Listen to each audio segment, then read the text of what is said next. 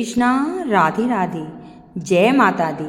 आप सभी को 5वें नवरात्रि की हार्दिक शुभकामनाएं। नवरात्रि के 9 दिनों में माता के 9 स्वरूपों की पूजा की जाती है। नवरात्रा का हर दिन माँ के अलग अलग स्वरूपों को समर्पित होता है।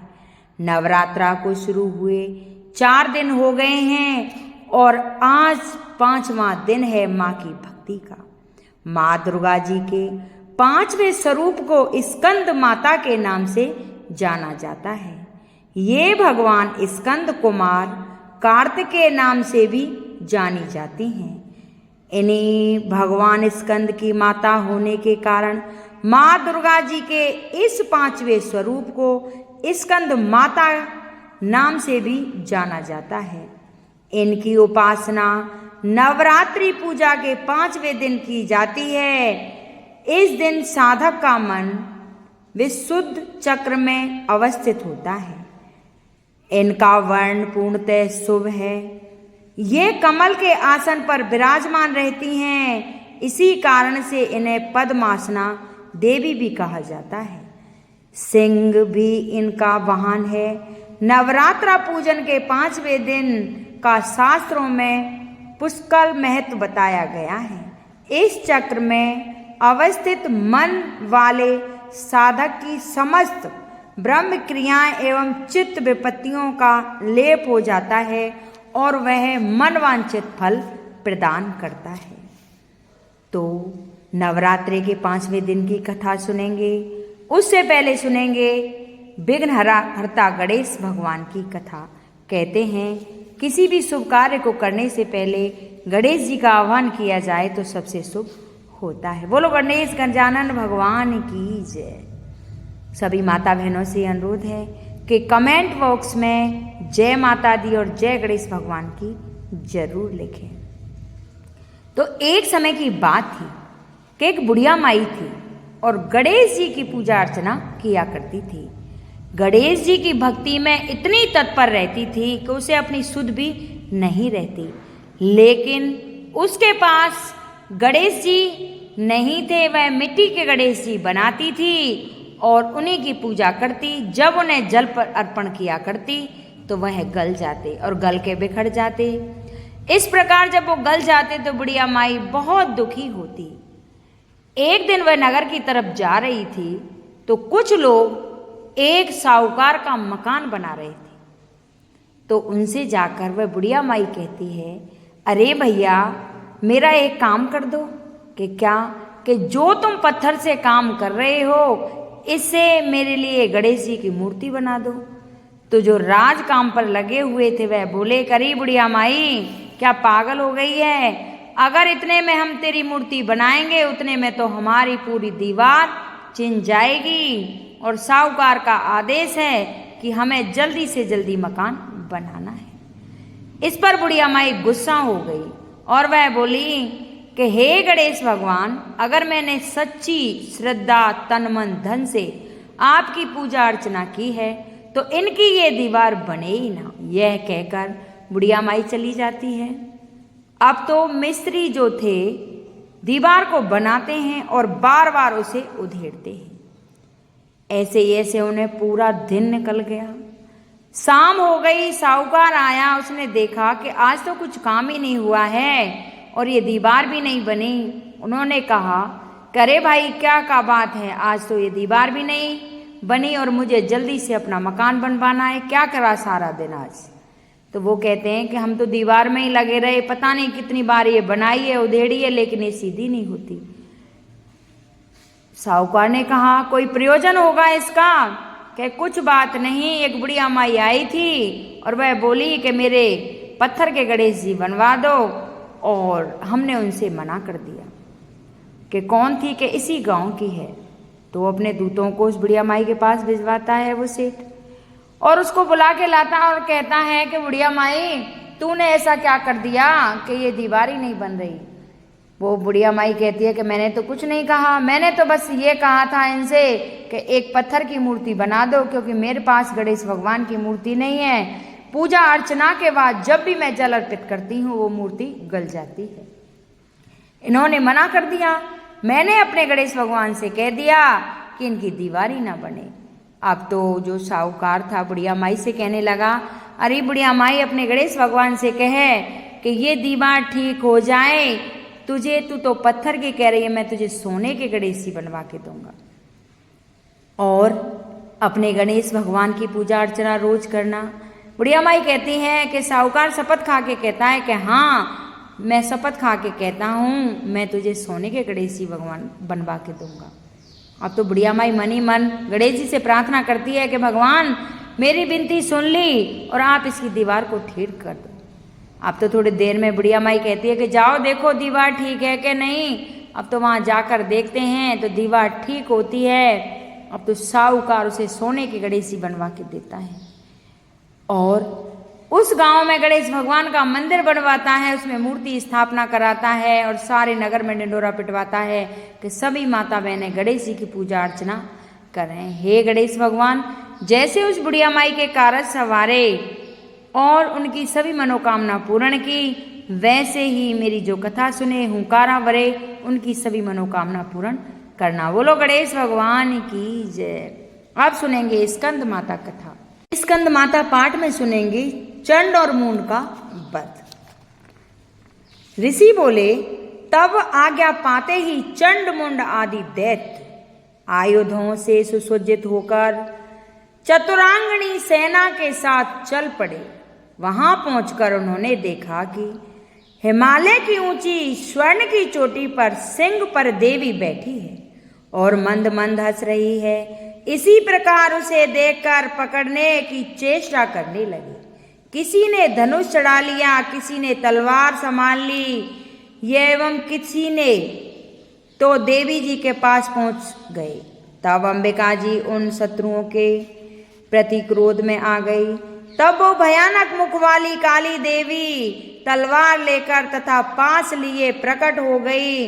उन्होंने अद्भुत सा खटवांग धारण किया हुआ था, नरमुंडों की माला सुशोभित थी, चीते के मर्म की साड़ी पहने हुए थी, शरीर का मांस सूखा दिखाई देता था, अत्यंत भयानक रूप था, मुख का खोल रखी था, लाल लापती हुई जीभ और भी भयानक थी, धसी हुई लाल लाल आंखें थी, गर्जना से सभी दिशाओं को भर दिया था।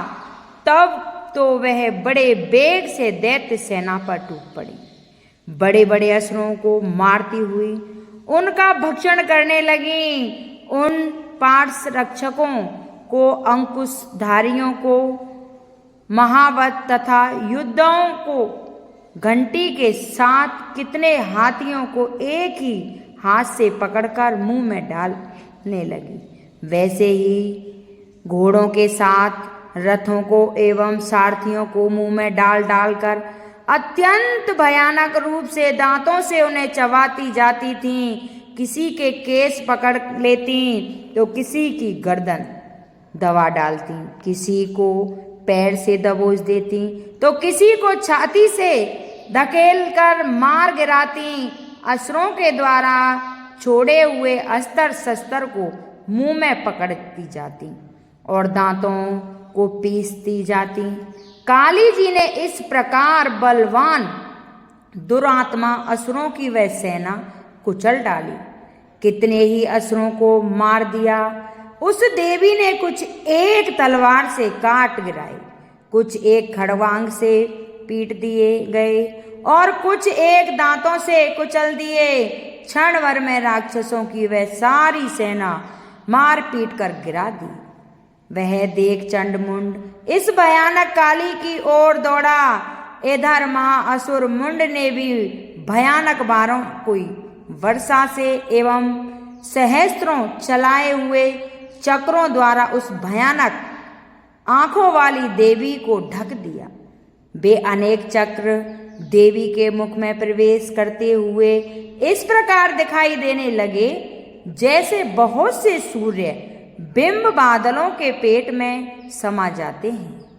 तब तो जिसके भयानक मुख के भीतर जिसको देख सकना भी कठिन था, ऐसे दांतों के प्रकाश से दमकती हुई अत्यंत भयानक मुख क्रोध में आकर भयानक गर्जना करती हुई वह काली भीषण अट्टहास करने लगी।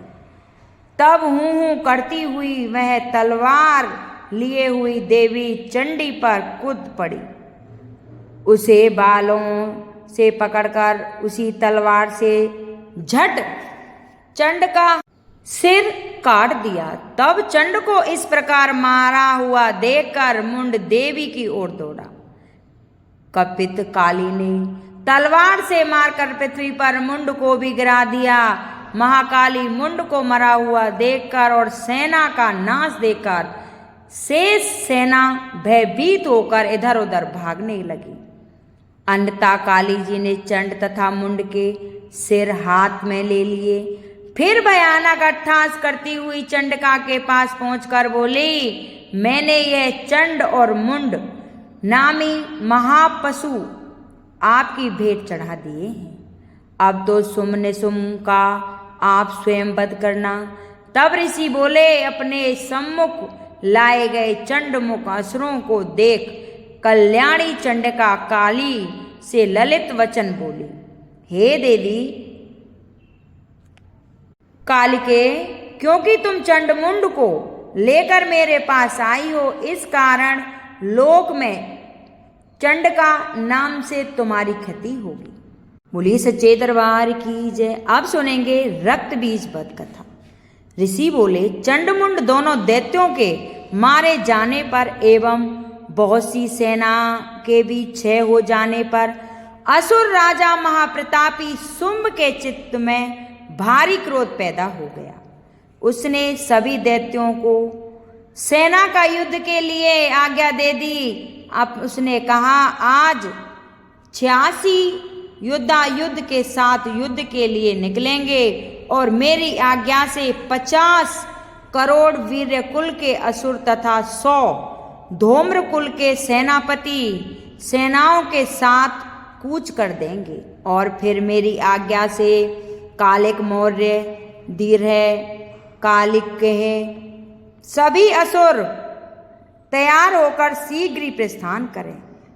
भयंकर शासन करने वाले असुर शुंभ ने इस प्रकार आज्ञा देकर स्वयं भी बहुत सी सेनाओं के साथ प्रस्थान कर दिया। जब चंडिका ने देखा अब इस और भयानक सेना लेकर निशुंभ आ रहा है, तब तो उन्होंने अपने धनुष की टकार करके पृथ्वी आकाश के मध्य भाग को गुंजा दिया। ये हे राजन, उस समय सिंह ने भी बड़ी भारी गर्जना की। फिर अंबिका जी ने घंटा बजाकर उन गर्जना को और भी बढ़ा दिया। उस शब्द को सुनकर दैत्य सेनाओं ने आकर चारों ओर से देवी और सिंह काली को क्रोध के साथ घेर लिया। इसी अवसर के मध्य में हे राजन, दैत्यों के नाश के लिए तथा देवताओं की वृद्धि के लिए अत्यंत बल एवं पराक्रम से संपन्न होकर ब्रह्मा विष्णु शिव कार्तिकेय स्वामी इंद्र आदि देवताओं की शक्तियां उन्हीं के शरीर से निकलकर उन्हीं वस्तुओं से संपन्न होकर वह देवता शक्ति वह स्वरूप धारण कर दैत्यों के साथ युद्ध करने आ गए। ब्रह्मा जी की शक्ति जिस ब्रह्माणी कहा जाता है, जो हंसों से जूते हुए विमान पर आरूढ़ थीं, अक्षय सूत्र कमंडल से सुशोभित थीं, सबसे प्रथम उपस्थिति हुई।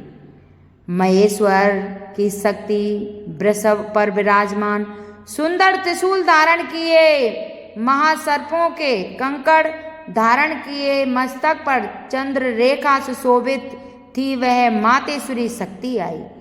कार्तिकेय स्वामी की शक्ति हाथ में शक्ति लिए मोर पर आरूढ़ ग्रहा रूपणी कुमारी अंबिका शक्ति दैत्यों से युद्ध करने आई। वैसे ही विष्णु जी की शक्ति गरुड़ पर सवार होकर शंख चक्र गदा सार्ग एवं खग हाथ में लिए वहां वैष्णवी शक्ति आ गई। यज्ञ वाराह विचित्र रूप धारण करने वाले विष्णु की 12 शक्तियां वैसे ही शरीर धारण करके वहां आ गईं। नरसिंह जी के समान शरीर को धारण किए, गर्दन के बालों से फटकारने से आकाश के तारों को बिखेरती हुई नरसिंगी शक्ति वहां पहुंच गई। इंद्र की शक्ति इंद्र के सामने रूप वाली हजारों नेत्र धारण किए वज्र हाथ में लेकर ऐरावत गजराज पर आरूढ़ होकर वहां आ गईं। तब उन शक्तियों से घिरे हुए शंकर जी ने चंडिका से कहा, मेरी प्रसन्नता के लिए शीघ्र से शीघ्र इन असुरों का संहार करो। तब देवी के शरीर से अत्यंत भयानक सैकड़ों गीदड़ियों की भांति हूं हूं करती हुई बड़ी चंडिका शक्ति प्रकट हो गई। तब उस अपराजिता देवी ने धुएं जैसे जटा वाले शिव से कहा, भगवान आप दूत बनकर सुम निसुम के पास जाओ। वहां जाकर उस महाअभिलाषी सुम निसुम दानवों को तथा युद्ध में आए हुए दूसरे दानवों को भी कहें कि दानवों, यदि तुम लोग जीना चाहते हो तो त्रिलोकी का राज इंद्र प्राप्त करें, सभी देवता यज्ञ भाग पाएं और तुम लोग पाताल में चले जाओ। यदि तुम्हें कुछ बल का अभिमान हो तो युद्ध की अभिलाषा हो तो आ जाओ, ताकि तुम्हारे मांस से गिद्दियां तृप्त हो जाएं। इस दूत रूपी में स्वयं शिव को ही देवी जी ने नियुक्त किया। वह शिव शक्ति संसार में शिवदूती इस नाम से विख्यात हुई।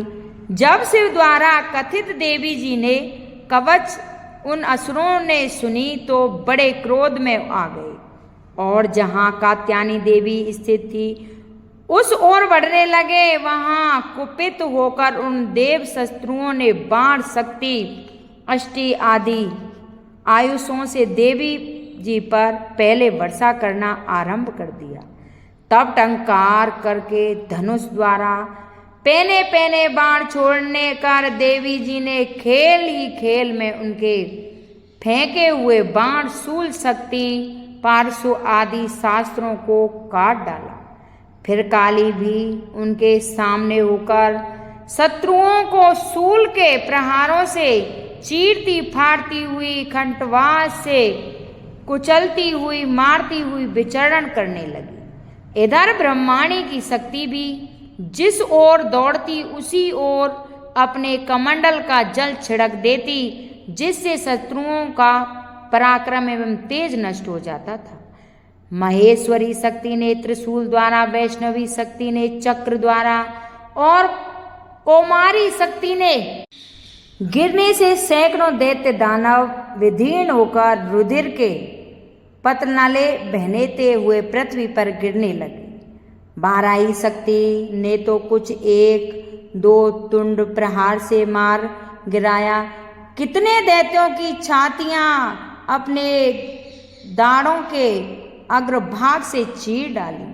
वारा मूर्ति ने चक्र द्वारा बहुत से दैत्य चीर फाड़ डाले, कितने दैत्य शिवदूती के कठोर अट्ठास से भयभीत होकर पृथ्वी पर गिरते हुए फिर उन्हें वह खाती हुई। इस प्रकार अत्यंत कुपित होकर अनेकों पापियों उपाय द्वारा बड़े बड़े दैत्यों को मारते हुए मातरण को देखकर देव शत्रुओं के सैनिक भागने लगे। उन दैत्यों को मातृगण से पीड़ित होकर भागते हुए देखकर क्रोध महासुर रक्तबीज युद्ध करने के लिए आ गया। रक्तबीज के वज्रमय शरीर से एक भी रुधिर बिंदु जब पृथ्वी पर गिरता तब उसके समान बलवान दूसरे असुर पैदा हो जाते। उस महाअसुर ने आकर इंद्र शक्तियों के द्वारा साथ युद्ध किया। तब इंद्रिय शक्तियों ने अपने वज्र के द्वारा रक्तबीज की ताड़ना की। वज्र के लगते ही उसके शरीर से बहुत से योद्धा पैदा हो गए, जिनका रूप पराक्रम रक्तबीज के समान था। जितनी भी शक्ति की बूंदें, रक्त की बूंदें शरीर से गिरती थीं, उतने ही उनके सदृश वीरवान पराक्रमी पुरुष उत्पन्न हो जाते। वे रक्त से उत्पन्न हुए पुरुष भी अत्यंत भयानक अस्त्र शस्त्र से सुसज्जित होकर मातृगणों से के साथ लड़ने लगते। फिर इंद्री ने वज्र से उसका सिर क्षतिग्रस्त कर दिया। उससे रुधिर बह उठा। तब हजारों पुरुष उस रुधिर से पैदा हो गए।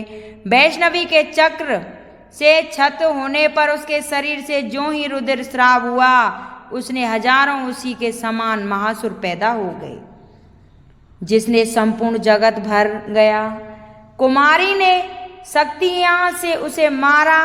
बारही ने तलवार से, मातेश्वरी ने महासुर से, रक्तबीज का त्रिशूल से हनन किया। उस दैत्य ने भी गदा मारी, सभी मातृगणों को पृथक पृथक मारा। उस समय रक्तबीज बड़े क्रोध में समाविष्ट था। शक्ति शूल आदि आयुधों से कई बार विक्षिप्त होने पर उसका शरीर से रक्त प्रहार हो रहा था। पृथ्वी पर गिरते ही सैकड़ों असुर उत्पन्न हो चुके थे। दैत्य के रुधिर से उत्पन्न उन असुरों ने सारा जगत व्याप्त हो गया। देवताओं को डरा एवं उदास देखकर तब शीघ्र ही चंडिका ने काली से कहा कि चामुंडा, अपना मुख तुम अधिक विस्तार से फैला लो। मेरे शस्त्र के प्रहार से गिरते हुए रुधिर बिंदु और बिंदुकों से उत्पन्न महादैत्यों को अपने वेगवान मुख द्वारा खाती जाओ और युद्ध भूमि में रुधिर उत्पन्न इन महादैत्यों का भक्षण करती हुई घूमती रहो। इस प्रकार कहकर चंडिका ने रक्तबीज पर त्रिशूल से प्रहार किया। फिर काली ने रक्तबीज का रुधिर मुख में संग्रह कर लिया। उस दैत्य ने भी चंडिका पर गदा चलाई, किंतु उस गदापात द्वारा चंडिका को कुछ भी वेदना नहीं हुई। रक्तबीज के क्षत विक्षिप्त शरीर से जो बहुत से रुधिर गिरने लगा, उसे चामुंडा मुख द्वारा पीती गई और जो रक्तपात से दैत्य खा डाले। रक्तबीज का रुधिर भी पी डाला। तब देवी ने शूल, वज्र, तलवार, इष्ट आदि आयुषों से हीन उस महासुर रक्तबीज को मार दिया। शास्त्र समूहों से आहत होकर वह पृथ्वी पर गिर पड़ा। हे राजन, रुधिर तो उसका चामुंडा ने पी लिया था। उसकी मृत्यु होने पर देवता परम प्रसन्न हुए। मातृगण उसके रुधिर पान के मद से उन्मत्त होकर नृत्य करने लगी। ये थी 5वें दिन की कथा। अगर किसी माता बहन को पसंद आए तो इसे लाइक शेयर करें, सब्सक्राइब करें। 6वें दिवस की कथा फिर आएगी निशुंभ पर।